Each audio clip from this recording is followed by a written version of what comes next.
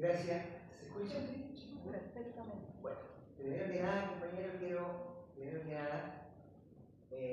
hacer algunos agradecimientos. Primero, mi primer agradecimiento es a Ernesto Miranda Rivas, que fue dirigente del Cuerpo Persal, fue dirigente de la CUT, y fundamentalmente él fue mi maestro, él me metió al mundo sindical cuando yo era una persona de 12 13 años y conocí al mundo sindicalista, por el cual me proclamo yo también un anarcosindicalista. También, segundo agradecimiento a algunos alumnos que están aquí presentes, que ellos siempre han sido muy leales en apoyar algunas cosas. Y una rectificación, ahí dice su colaborador de hotel, ahí hay un pequeño error, pero se aclaró, ya. Están cerquita. Entonces, la otra cosa yo creo un poco, quiero fundamentar mi exposición un poco en el contexto de Chomsky, después un poco en análisis, y después finalmente lo quiero universidad, a mi juicio, que cuenta ser anarquista la universidad.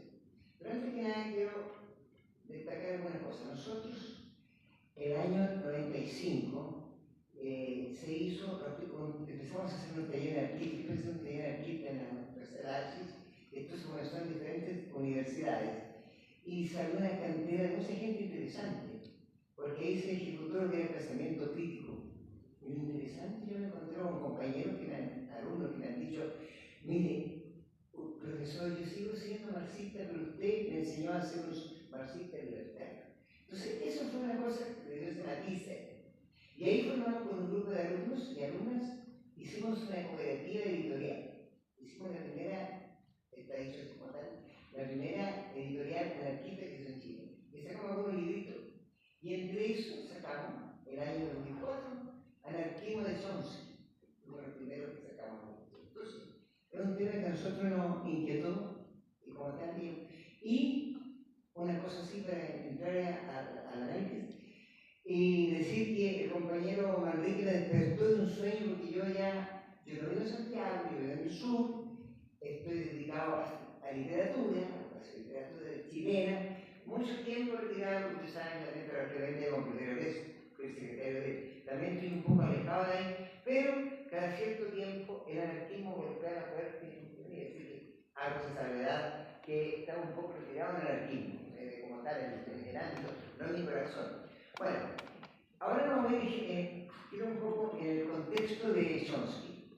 Bueno, como decía antes la compañera, algo interesante, primero que nada, es Chomsky. Los ucranianos, y si ustedes lo pueden con los ucranianos, en el 1905 comenzó una persecución muy violenta en Rusia. Y los ucranianos se van a instaurarse en la tierra prometida, ¿no es cierto? Y forman kibbutz, que son las comunas agrícolas, donde está abolido el dinero, donde se trabaja en común, y forman la Istadut de la central sindical, del cual eso es lo que da nacimiento al asentamiento que se llama comparativo. Entonces, se da la paradójica que Israel es formado por estos anarquistas sindicalistas y después se crea el Estado que fue impuesto por no sé, el Tratado de Alcohol. Entonces, lo interesante de Chomsky, que corresponde a eso, que el haber estado en un kibbutz tenga la visión y tenga la facultad de protestar y crítico frente a lo que está ocurriendo en territorio israelí. Entonces, es interesante porque, más allá de tener todo lo que puede tener una persona de condiciones judaicas, él entiende perfectamente que hay una presión ahí, pese a que él reivindica, como le digo, el kibbutz que pasó por ahí, que fue una escuela muy interesante, porque eso fue una escuela que llegaron a los anarcos sindicales. Ahora, Chomsky no es un elemento aislado en Estados Unidos. En Estados Unidos hay un movimiento anarquista, existe. Evidentemente no al nivel que existió en España, pero existe bastante, están produciendo y, por ejemplo, no sé si ustedes, un exponente del anarquismo, yo diría teórico, porque Chomsky no es teórico, Chomsky es un difundidor, difunde lo que es el anarcosindicalismo. En cambio, Uremuchi, que se impulsó lo que se llama la ecología social, él no es un pensador. Entonces hay un contacto con ella, hay otro teórico, por Kuhlman Kuhlman también es un hombre que planteó mucho lo que se llamaba la conspiración abierta, que en paréntesis fue un vocablo que le gustó a Rotario, la conspiración abierta. Entonces, en la casa de Rotario, nosotros hacíamos reuniones separación, y siempre la ventana tan abierta, y pasaban los chequeos médicos, o sea, los chequeos policiales, y nunca se dieron cuenta que había reunión porque lo obvio era tan obvio que nunca entendieron. Entonces, la conspiración abierta. Entonces, por eso que por Kuhlman me trae como recuerdo. Entonces, todas estas personas de alguna manera estaban vinculados. El movimiento anarquista en Estados Unidos tiene dos matices, porque para las personas que han estudiado anarquismo, lo bonito del anarquismo, compañeros y compañeras, que es un sistema abierto, no es un sistema cerrado que se transforma en dogmatismo. El anarquismo, por tener el concepto de libertad y teniendo el concepto de anti-autoritario, tiene una organización autoritaria, tiene una organización contra la burocracia, que tenga usted una rotación y que tenga asamblea, y que de alguna manera haya autogestión, ya sea administrado en la parte económica por los trabajadores, eso en cualquier parte es anarquismo.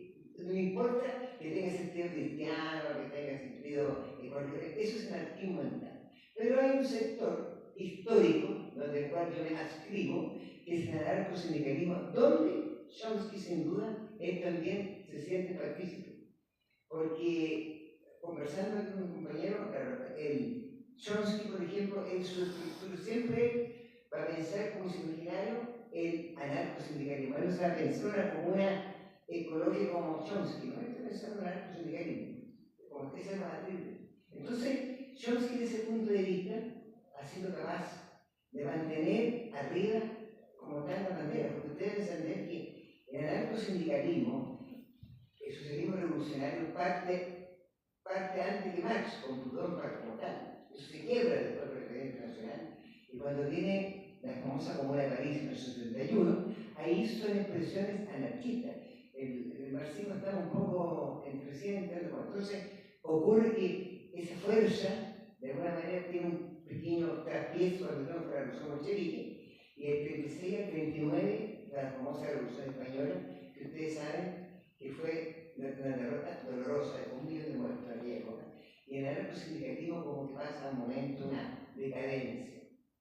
Pero afortunadamente en 68, lo que toma un poco de joven en aquella época, para mí, en lo personal, el 68, para mí a mí me despertó interés en Mayo francés. Nunca Cuba, porque Cuba siempre yo encontré como tal que no había estructura anarquista, había una cosa militarizada, demasiado vertical que no era anarquismo. Entonces, desde ese punto de vista, el Mayo francés fue como un despertar, de un despertar como tal. Y ahí hay un personaje muy importante, que es Daniel Durán, que fue el que se guía mucho después Chomsky. Daniel Durán fue un hombre que de alguna manera revisó el anarquismo y no voy a decir lo modernizó, sino lo adecuó a los tiempos. Entonces, es diferente, él también mete un poco el psicoanálisis, es defensor de la ley sexual.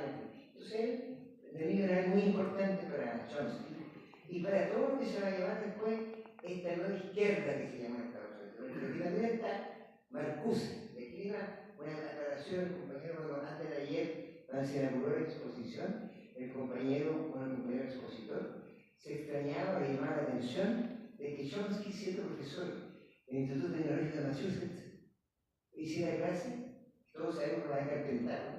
Pero que era cómo nos permitían de que se expresaran. Eso mismo le pasó a Marcuse. Era Marcuse al Congreso de la Universal, entre otros. Entonces, los amigos comunistas acusaban de ser gente racía, porque ¿cómo podía participar en una universidad que está racía? Esas son contradicciones, que son contradicciones, yo creo que es, como se decía en el mundo sindical, es un frente de lucha que el compañero utilizó. Contra esto yo no le veo ningún pecado. Entonces, desde el punto de vista, yo creo que Chomsky, lo interesante es que él ha mantenido el anarquismo vivo, situándose en lo que es el anarcosindicalismo. Por eso que a mí creo que tiene fuerza Chomsky cuando plantea, como dice la compañera que vio ese video, demostró que él tenía con mucha vehemencia hablar respecto a la sociedad que quería crear y cuáles eran los lugares que él consideraba que el socialismo no se realizaba por esto. Entonces yo creo que su matriz es anarcosindicalismo. Ahora, yo creo que Lo interesante de Chomsky es que él siempre está planteando como tal que existe una alternativa frente al marxismo que es el anarquismo como tal.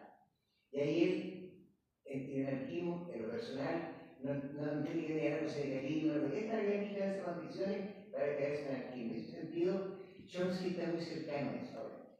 Yo diría, un poco así, de forma de dejar abierta un poco la conversación, yo diría que respecto a las universidades y el anarquismo, ¿no? Bueno, las universidades, si bien es cierto, han ido cambiando un poco y en algún momento las universidades fueron elementos bastante concepto universal, yo creo que, como también se hablaba, de repente la universidad de Estados Unidos, cierto grupo económico, individuos comenzaron a comprar una universidad. El primero compró una universidad fue Edison, y ahí se empezó a comprar una universidad. Y la universidad, como se empezó a transformar una cosa absolutamente privada, que sacaba, necesitaban sacar algunas profesiones que de alguna manera le dieran rentabilidad y no a pensar. La universidad tiene que ser un elemento para pensar. Ahora, otra cosa, después la universidad comenzó a tener estructura, se reprodujo un mundo monárquico, porque fíjense que la universidad proporciona títulos nobiliarios. El doctor tal, super doctor, hay títulos nobiliarios que están dentro de la estructura de la universidad, porque la universidad tiene un rector, es como una pirámide. Hay desde el rector hasta los guardias de control, o sea, policía y toda la interior de la universidad. Entonces, de ese sentido vertical, la universidad evidentemente que tiene que cambiar el concepto de estructura, tiene que ser horizontal, tiene que ser profesional, tiene que ser con pensamiento crítico, no tener miedo a los cuestionamientos, a las ideas supuestas, hay que discutirlos. Pero desde ese punto de vista, que el anarquismo en las universidades se hace difícil porque la estructura está vigente es una estructura absolutamente vertical. Pero sí considero que las universidades es un buen elemento, es de extraordinaria importancia para difundir fundamentalmente el pensamiento crítico. Cuando yo hice los famosos en la universidad, lo hice como talleres, y los talleres ahora permitían de alguna manera tener cierta autonomía, porque uno se hacía cargo de cierto horario, se puede de alguna manera de, como se dice, impulsar esos talleres. Así que yo creo, compañeros, que está aquí para que se acompañen de forma que podamos hacer un diálogo.